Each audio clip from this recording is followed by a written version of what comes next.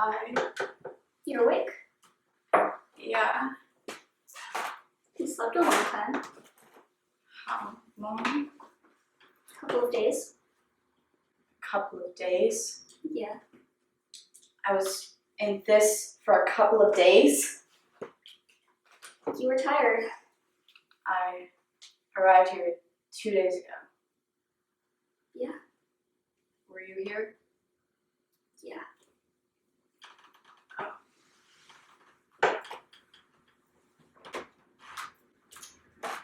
I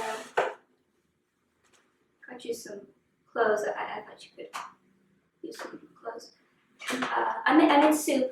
Let me see if it's still warm. Yeah, it's warm. It's hot. It usually tastes better the second day. I made it yesterday, but you didn't wake up, so now it's the second day. It's better. Thank you. This is warm. Thank you. You're welcome. When I got here, I was in. Where are my clothes? Your gown? Yeah. I hung it up.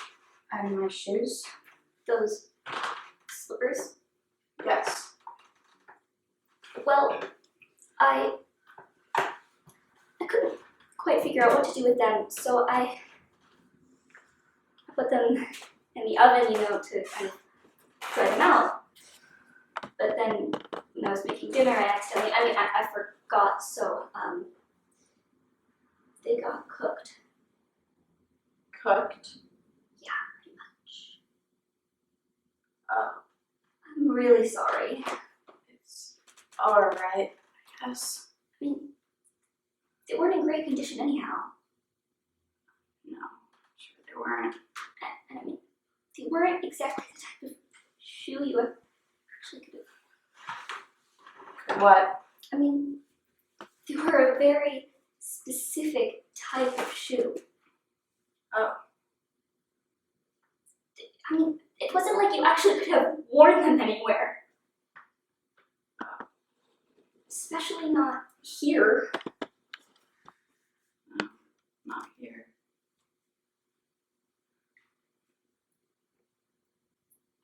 They were for my wedding. The shoes.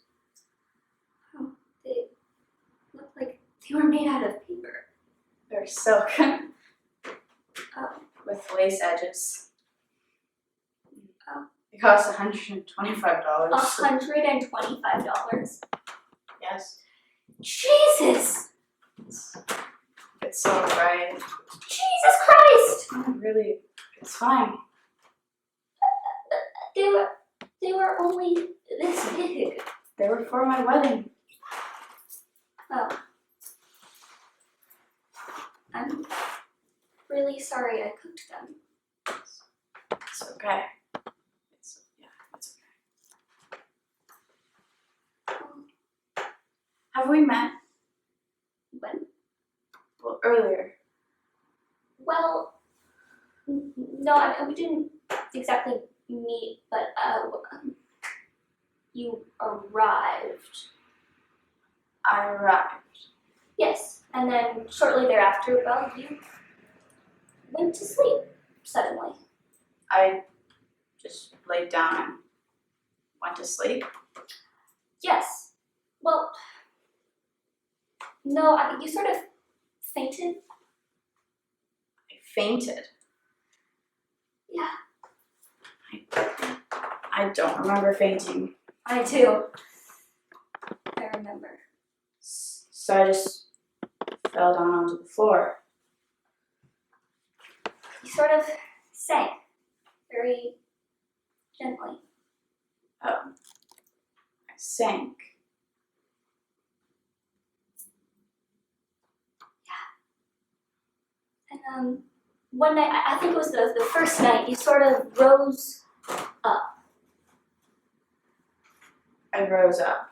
Yeah, but you weren't. You were dreaming. You said something. You were dreaming. You were just. Yeah. So I just rose up dreaming. Yeah. Yeah. What did I say? Anything? Did I do anything? Yeah. You spoke. You were just mumbling, talking in your sleep. You wanted a soup.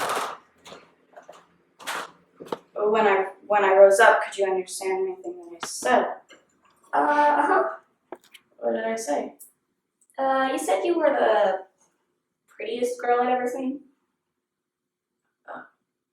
That's really odd. It's strange.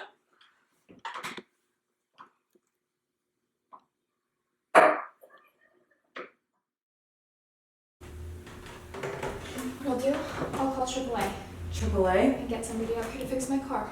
There isn't any AAA out here. Well, not a mechanic. Look, there is a whiteout out there. The phones are down, the roads are impassable, no one goes out in a whiteout. Well, there has to be a hotel or something. A hotel? Yes, I can plainly see that I'm in your way. I just don't want to be in anybody's way. Sorry that my car died. I perhaps should not have driven it so hard. I lost track of time and...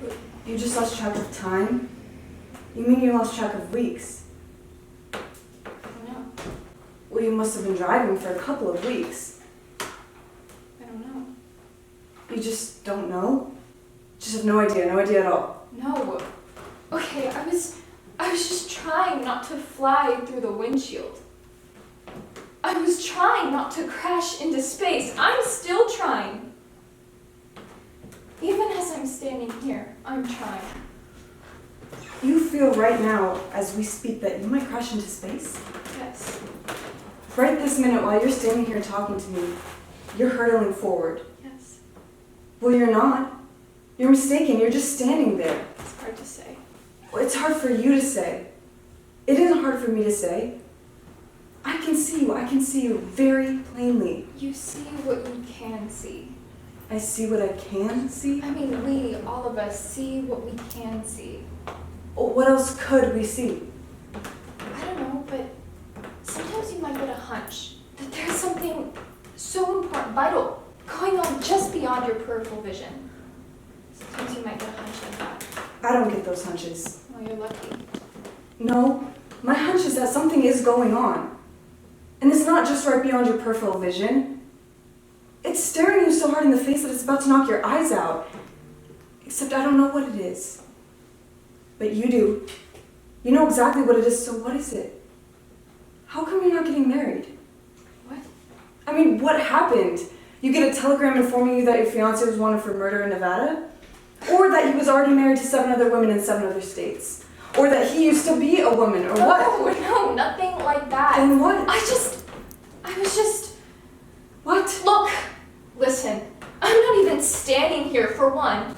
If you could understand that simple fact, then maybe you could see I'm in no position to say why I didn't go through with the wedding. You're not standing here? No, I'm not. You are just not in position at this time to say why you didn't go through with the wedding because you're not standing here? Yes. You're just not here. No, actually, no. You're not here? Okay, alright. Well, you seem to be here to me, but whatever. Just tell me one thing. I mean, you don't have to be here to tell me this. So just tell me from wherever you are. Just tell me what happened. What do you mean? I mean, what happened? You arrived here in a wedding gown. So I assume you're fairly close to getting married. On the verge, so just tell me how you went from being on the verge to my door. Look, I'm not asking for anything complicated. I don't need to know why you left or any of that. I just want to know how. You stood up and said, I've changed my mind. I need some time to think. No! No? No, I didn't stand up or say any of that. Then what did you do? I had a problem with my feet. Your feet? Yes. My feet would not move forward. I was standing in the back of the church and my feet would not move. You mean like you had a cramp or something? No, not like that. More like I was frozen. I felt like some frozen bird, like I was an animal of flight, but I was frozen, encased in ice. Still, I could see things and hear things all around me, but I was encased in ice. Yeah. But what exactly did you do? I mean, I'm just trying to get some sort of picture here. What exactly did you do with this ice and foot problem? I I kept looking at the back of his head, that's all. He was standing up at the altar so I could see the back of his head. He wears his hair very short, so it's very soft back there. And my heart went out to him. I mean, something inside of me wanted to reach out to him. Something was fluttering in me, desperate to reach him. But I was frozen and not moving. I could not move, that's all. That's all? Yes. Well, you must have moved. You're here. Your heart can break, you know. It cracks and splits and all this warm fluid comes out and you can't move or speak or think because your veins are filled with it. I just stood there, looking at him. But I saw him differently Differently than what? than I'd ever seen him before. How did you see him? Disconnected, hovering, alone, lonely, just like me. Just like me, but I was awake and he was asleep. That was the difference. I felt like I had a whisper. I felt like pain and loneliness, life had put him to sleep forever, and we had to be very careful and whisper because if he woke up, he'd wake up screaming, screaming. And I looked all over the church at all those people, sound asleep, dead asleep, asleep forever and ever, because if they woke up, they don't wake screaming. No one wants to wake up here. This is a quiet place. This is a place where people are trying to get some rest here in this life. Be quiet, because if they wake, they'll always scream, and I thought, wake up, all you traitors, don't leave me alone. But I whispered it because my heart went out to them. I whispered it and it was too much. Something was exploding out of me, and all the while I was whispering. I knew I was in trouble. I thought I'm going to be sick. Right here, right now, I'm going to be sick. So I just took 4 or 5 steps backwards out of the church into the air. It was so hot and I was so dizzy. I went to my car just to sit down. And then I thought, I'll just drive you around the parking lot, just so some fresh air would blow on me. But once I started driving, I couldn't stop. I was just blasting ahead. Don't crash, don't crash, don't crash in space. And then my car died. And now, I'm here. I see. That's how I left. Yeah. You were in a state. What? You were in the church in some kind of state. I was not in a state.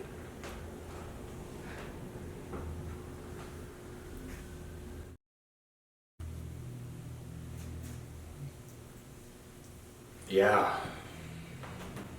God, yeah. I mean, you were in a state. What? Well, you were in the church and you were in some kind of state. No, I wasn't in a state. I didn't make a sound. I just walked backwards until I was out the door, until I was in my car, and then I started driving, just for air. But you said you were in trouble. I was very quiet. Okay, that's fine, but you were very quiet. Yes, You just quietly withdrew yes. and you didn't say anything. When? Oh, I mean, when you left, you didn't say, like, oh, just a minute, I need some air. No, it didn't. So you just withdrew. Quietly. Right. Okay, and everyone, they were still in the church? In the church? Yeah, I mean, just sitting there. You didn't disturb anybody at all. Oh, no, not a soul. No one even noticed me go. Okay, and he was up, I mean, your fiance, he was just sitting there. That's how you left things? Yes. And you haven't called him since? Called him? Yeah. I mean, to let him know where you're at, so he wouldn't worry? No, I haven't. No. But, okay, don't you think, I mean, considering the circumstances of your departure, didn't you ever think of calling him? What for? Well, think this through a minute. You just left a bunch of people in church waiting for you to walk up the aisle. I had to get out of there. Okay, that's fine. That's all right. But don't you think they're concerned? I mean, don't you think he specifically, is like very concerned? I don't know. You don't know. No, I don't know what concerns other people. No. So, you don't know what concerns other people? No.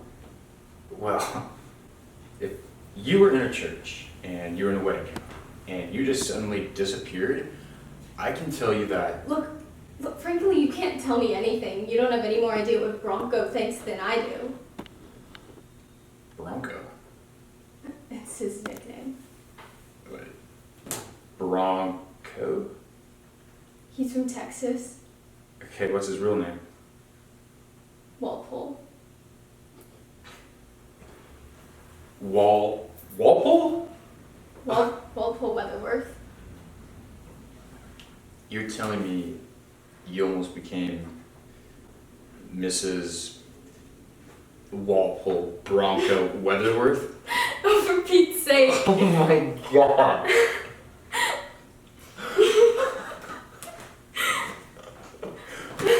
What? Bronco? Oh, God.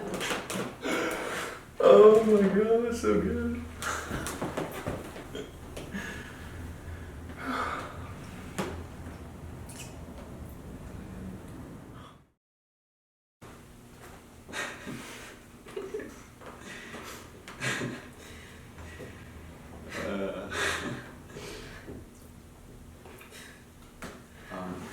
Rosanna?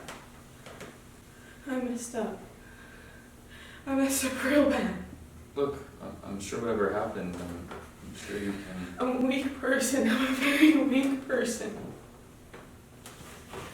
What are you doing? I'm kissing your ears. Why? I don't know. I'm sorry, are you alright? Yeah. Okay, good. I'm really sorry, I really didn't mean to kiss your ears. It just happened. It's okay. I'm a very vulnerable person to certain things. And you were upset. I'm sorry. I mean, it's okay. I was just sitting next to you, close to you, and oh boy, oh boy, oh boy, oh boy. What is it? Well, first of all, what am I doing? I mean, who am I? Who do I think I am? What do I think I'm doing? What are you talking about? Me, Jesus. What are you doing? I'm taking a good look. Look. I don't have to look into that mirror to see you. Oh, well, just look at this person. What do you see? Well, You see an unsocialized person. You see someone who has lost all aspects of socialization. I'm not socialized anymore. Yes, you are. I'm not. Well, really, you are. You made me soup. I also cooked your shoes and kissed your ears. That is not socialized behavior. Nobody's perfect. Socialized behavior is when you offer someone a Kleenex when they're upset. Do you want a Kleenex? No, actually. Used your shirt. Oh, Not very socialized either. that's okay. That's alright. I just gave myself a scare. Oh. I'm not, I've been essentially alone for a while now. Oh, A long while. I see. Because the thing about people is you never know how they're going to affect you. No, I guess you don't. I mean, they're the wild cards as far as I'm concerned. Oh. So I just steer clear of them. I mean, I have to. Otherwise, I wake up one morning and I don't know what I'm going to do next. That's what my life is like too. That's why I fear I'm not the one in the driver's seat, because I never know what I'm going to do next. From this moment to the next, I don't know. Well, yeah, that's for sure. What do you mean? Well, you're here. I mean, if you think about it, it's pretty crazy how someone can be at a wedding, and not just any wedding, but their own wedding, in Arizona, and then bam, be on the highway, and then after driving for days and days on end, just taking one turn after the next, end up at my door. I'm sorry. I'm not asking you to apologize. I just think it's amazing that you didn't go somewhere else. I mean, why didn't you go south, for example? South? Yeah, if you'd gone south, you could still be driving right now. If you played your cards right, you could have gone all the way down to Tierra del Fuego. I didn't want to go to Tierra del Fuego. Well, why did you want to come here? I didn't. I told you already. I just came.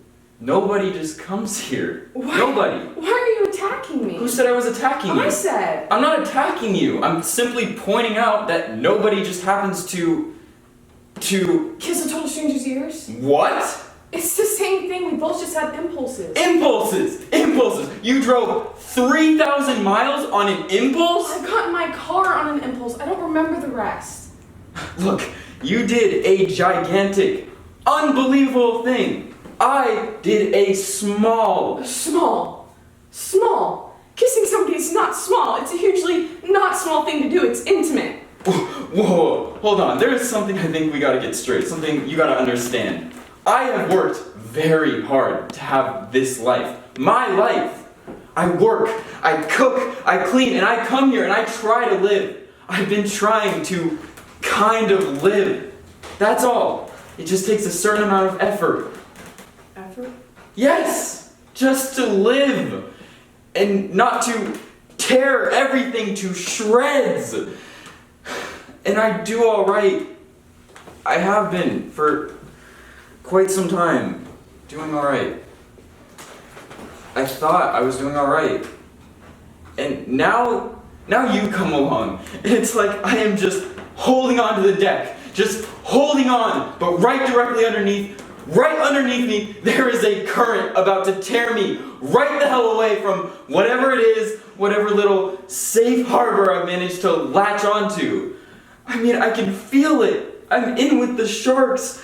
And Jesus Christ, who are you? Why are you here in my life? It's not my fault. I'm not saying it's your fault. You are, and it's not. I told you I'd go to a hotel or something. I want to go to a hotel or something. There are no hotels or something around here. That's exactly why I'm here. That's the whole point. Well, I'm sorry I'm intruding. I really, truly am. I realize I got your whole life, but I've got mine too, and also trying very hard not to tear everything to shreds. Does that ever occur to you? That I'm making a huge effort too? But what can I do? Here, now? Okay, I'll know. We'll just sit here. You're just gonna sit there? Mm-hmm. I'm gonna sit here too.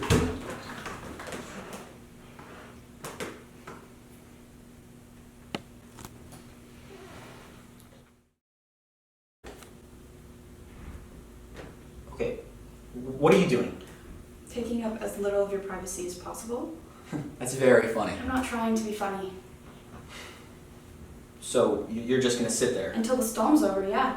until the storm might not be over till next July. I don't give a hoot when the storm's over. I'm just gonna sit here. So I'm just supposed to go about my business while you sit there in that chair in the corner. Look, you know, you're not the only person who would prefer at this particular time to be left alone.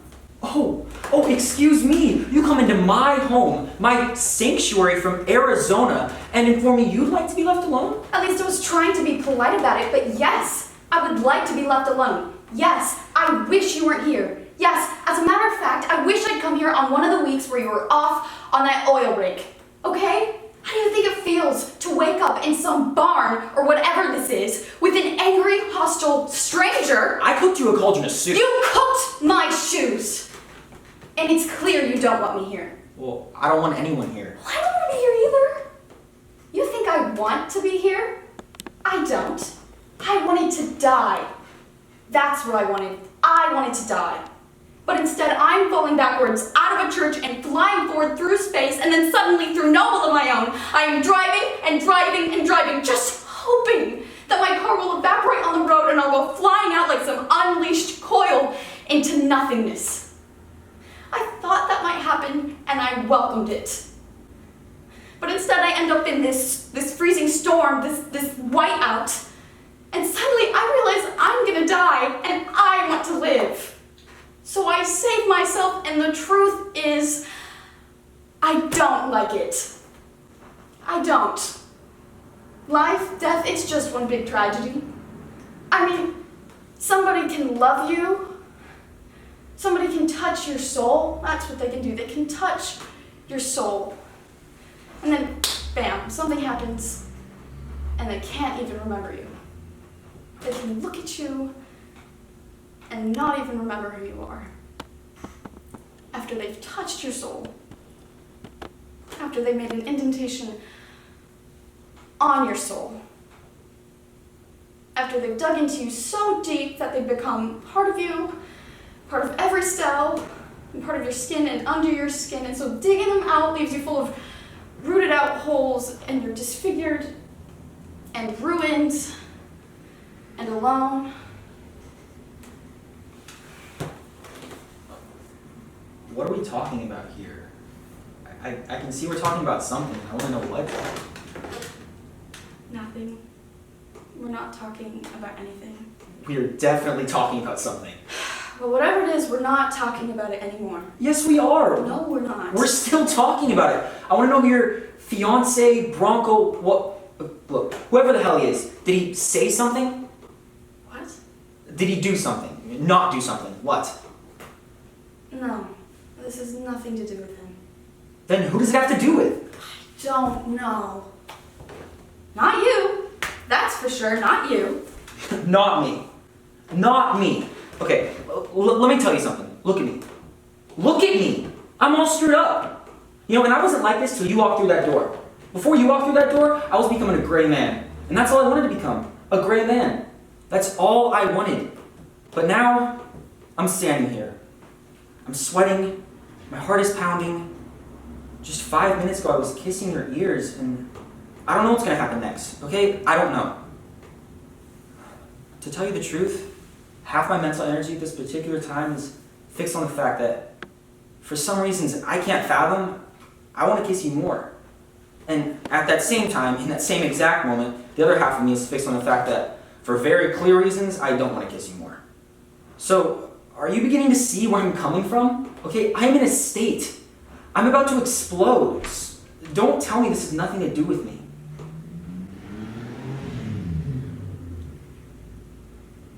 I'm sorry I've upset you.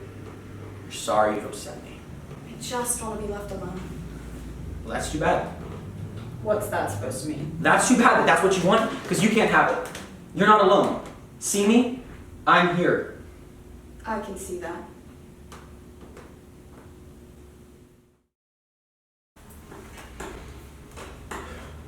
So what do we do now? About About the fact that we are both still here. We don't do anything. How about that? I disagree. I say you tell me what you were talking about back there. I say you clue me in. And you clue me now. Or what? You beat me up. You lock me out. You throw me into this house. What? You don't feed me or clothe me. You don't let me sleep here. What? What? Stop. Come on. What? You listen to me. You can't hurt me. I don't Stop. care. I don't care. I don't care. You listen to me. You could kill me and it wouldn't hurt me. I was kissing your mouth. I kissed your mouth. Jesus Christ, what the hell am I doing?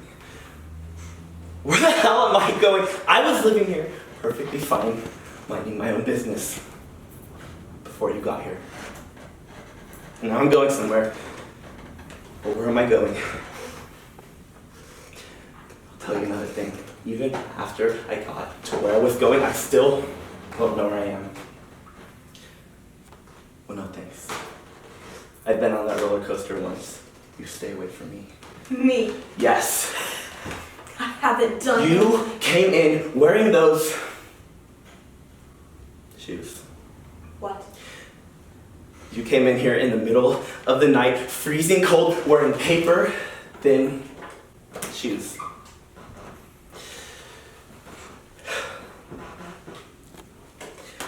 You know, I was just a kid, just hanging out, and I met this girl, Nora. And she got knocked up by me. I'm not trying to remove myself from the situation, even if it felt like I was being removed at the time. Even if it felt like I was living in a freezer. So I went and I lived with her. I never really loved her, but since she'd gotten sick and I'd gotten her into this mess, I don't know, I just went for it. And then she had this little girl, and we called her Annabelle. And it was just like, I just woke up forever. That's what love is, you know, it's just something that overcomes you and you can't stop thinking about it, so I stayed. And when Annabelle got to be about 3, she had all these little dolls that she played with. These dolls had little clothes and bracelets and rings. And so sometimes you might see one of these things laying on the ground, just a little piece of tin foil, but you never threw those away because they belonged to Annabelle. But one day I wasn't paying attention and I was sweeping and I saw something out of the corner of my eye and I threw it away. I mean, you can't be alert every single second, so I threw it away, and the very next day, Annabelle comes downstairs looking for a little blue shoe. And I knew immediately, so I lied. I mean, it wasn't really lying because I didn't know for sure, but it was lying because I did know. Now all the time, I think about that lie. All the time. And some days I imagine myself going downstairs and searching through the trash and finding that blue shoe and giving it to her, and she's so happy. She's so happy. So when you left those shoes there, what could I do? Those shoes were not nothing lying there, they were something. But I had to do something with them. I had no choice, so I took them and I put them in the broiler and I put them on high heat and here.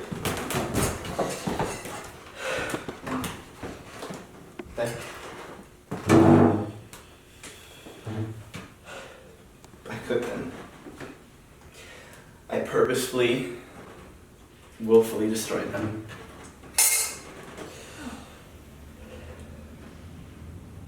I don't know what came over me. I just saw them and I had to get them out of my sight, and I could not look at them.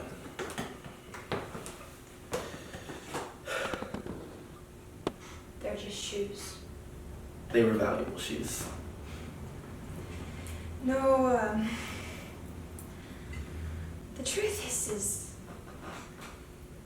I got them on sale. Oh. They were reduced considerably. Oh. They were for my wedding. I know. See, the lace edges, well, looking at them now, you couldn't really tell if they ever had lace edges. Are you crying? No, this is just nerves. You are too crying.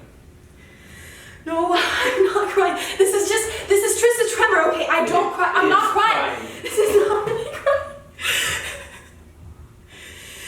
I'm sorry.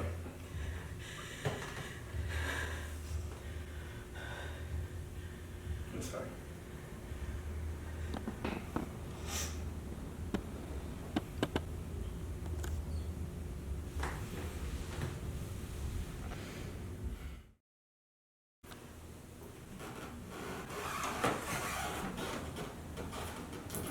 Would you like something? Would you like a glass of water? No. It wasn't personal. It wasn't about you. I understand. I don't know. Where's Annabelle now? She had an accident. What kind of accident? It's just, she took a bad fall. What happened? She took a really bad fall. She was up on the kitchen counter next to the sink, and Nora had just washed her hair, and she was lying there, like always, except Nora had forgotten to get her a towel, and she went to the cupboard just a couple of steps away, and I came in the door, sort of at the other end of the room, and I guess it was slippery or wet and soapy up there, and Annabelle, I mean, she just reached out her hands. She stretched out her arms to me, and I mean, she was just happy to see me, and then she kind of turned sideways and fell off. She just Yeah. fell off. Yeah. Oh. I ran up to catch her. I ran up to catch her, and I ran straight there, and I was almost there when she hit the floor. And there was this small truck there, a toy truck, and this part of her head, this one little part of her head, you know, just the edge right there, hit the edge of the truck, and I mean, evidently there's this one little corner of your head where if you fall and hit the toy truck. Oh no. So, yeah. Oh, I mean, it was, you know, I mean, there were possibilities of saving her. I've thought this through a lot. There were actually 3 possibilities. What were the possibilities? Well, one is if Nora had not forgotten the towel, I mean, you can't really blame Nora for that. I mean, people forget little things like that all the time. And then 2 is if Annabelle had not stretched out her arms, rolled sideways, but she was a small child.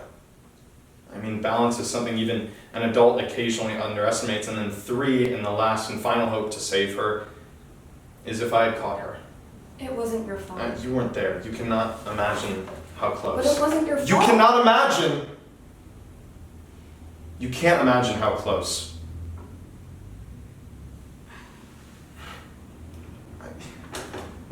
Like, why aren't you getting married? I would really like to know why you aren't getting married. I would really like you to tell me exactly why you took 5 steps backward and find yourself outside of the church, and then in the parking lot, and then the car, and now here. Tell me! No, don't touch me. I won't. Just don't come near me. Oh, you won't hurt me. You said you won't hurt me? Look at this. And here, I have scars all over my body. Dozens and dozens. And this one, I got from just touching the top of her head. And this one, her cheek is right there. I think there's one right here, from when she kissed me. I have hundreds of them. Hundreds and hundreds. They're like scars all over my body. It's like stars, like constellations.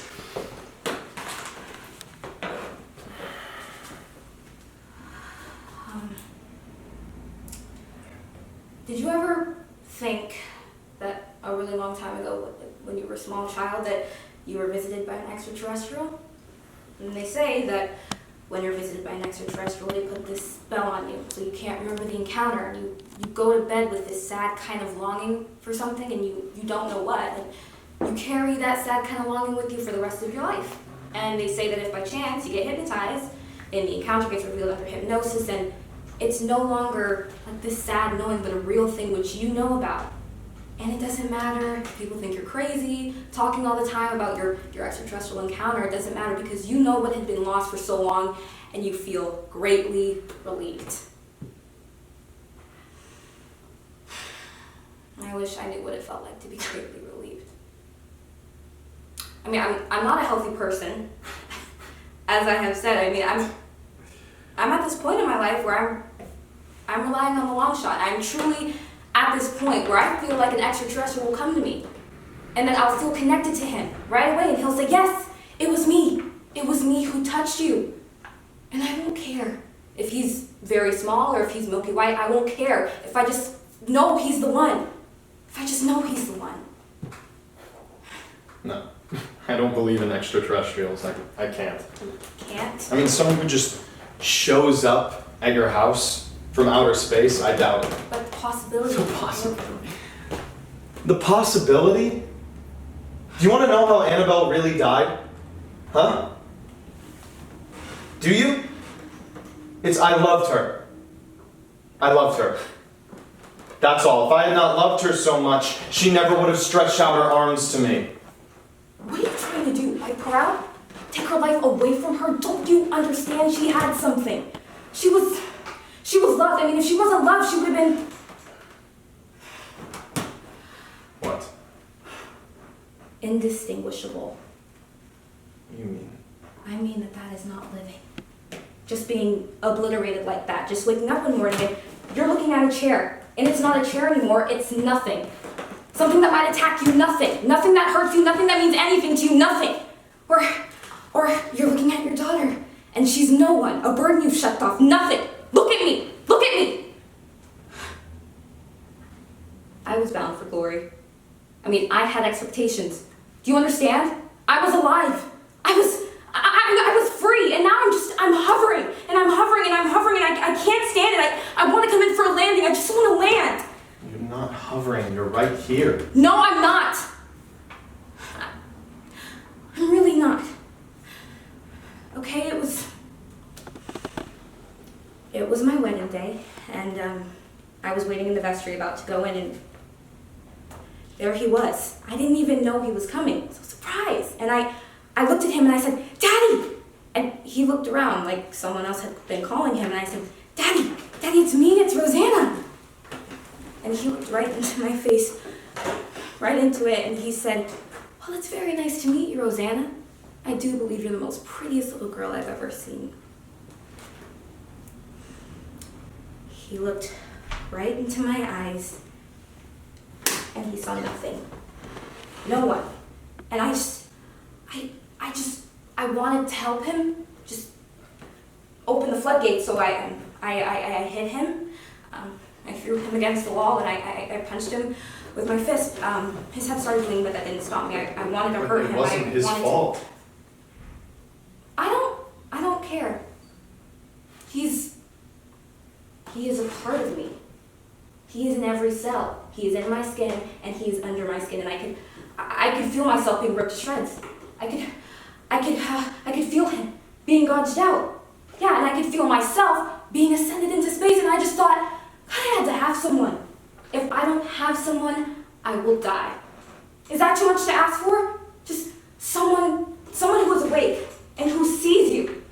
Someone who makes you feel connected to this earth. Someone that lets you know, yes, he is the one. He is the one. Rosanna.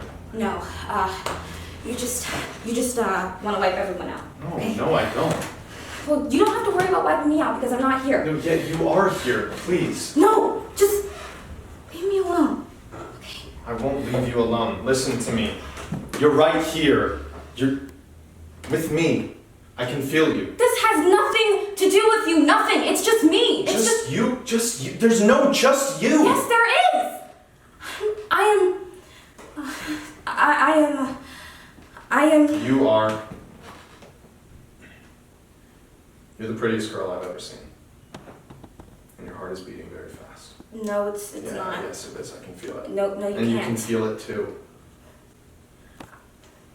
I can't. Okay? I'm in danger. I'm in great danger. No, I've got you. You're right. You're No, right here. No, I'll crash. Okay? I'll crash and I'll crash and I'll crash and I'll crash and I'll crash.